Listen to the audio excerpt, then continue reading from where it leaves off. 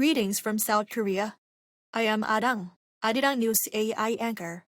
Here is the news-making headlines today. For the first time in nearly a decade, South Korea's Army, Naval, and Air Force academies held a joint commissioning ceremony on Friday.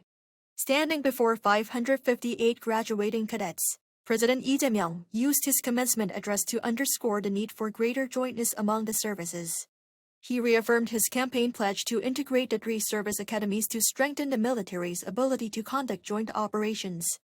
As Commander-in-Chief, President Lee also touched on the importance of building a more advanced, self-reliant military, strengthening capabilities through cutting-edge technologies, and regaining wartime operational control from the United States. North Korea began the Ninth Congress of the ruling Workers' Party of Korea on Thursday.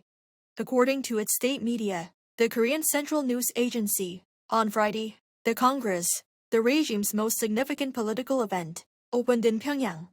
In his opening address, North Korean leader Kim Jong-un said he is filled with optimism and confidence about the future.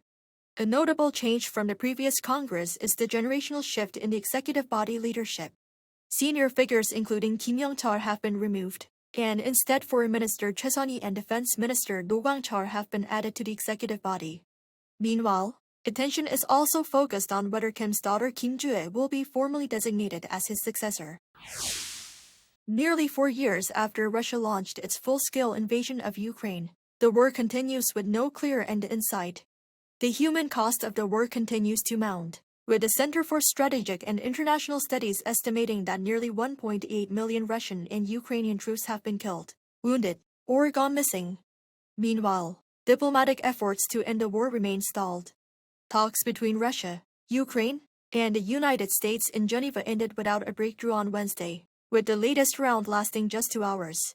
Washington is reportedly urging Ukraine to consider territorial concessions, but Kyiv says it will not give up land without firm security guarantees. U.S. President Donald Trump says the world will know it in the next 10 days whether Washington reaches a deal with Iran or moves toward military action. Speaking at the inaugural meeting of his Board of Peace in Washington on Thursday, Trump said negotiations over Iran's nuclear program are ongoing, but warned that the United States may have to take it a step further if progress stalls. In recent days, the U.S. has increased its military presence in the Middle East, even as American and Iranian negotiators reported progress during talks in Switzerland. However, the prospect of military action has sparked political debate in Washington.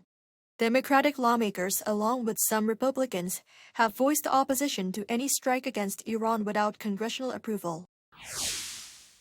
Blackpink's Rosé and Bruno Mars collaboration track APT is the best-selling track of 2025 globally after garnering more than 2 billion streams.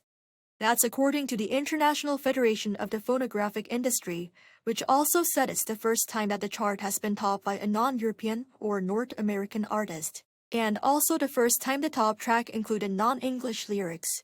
Closely in second in what was described as one of the most competitive years in the chart's history was Golden by Huntrix, the animated girl group from the Netflix film K-Pop Demon Hunters. The IFPI has been publishing the annual list since 2007. That is all from me today. Thank you for watching.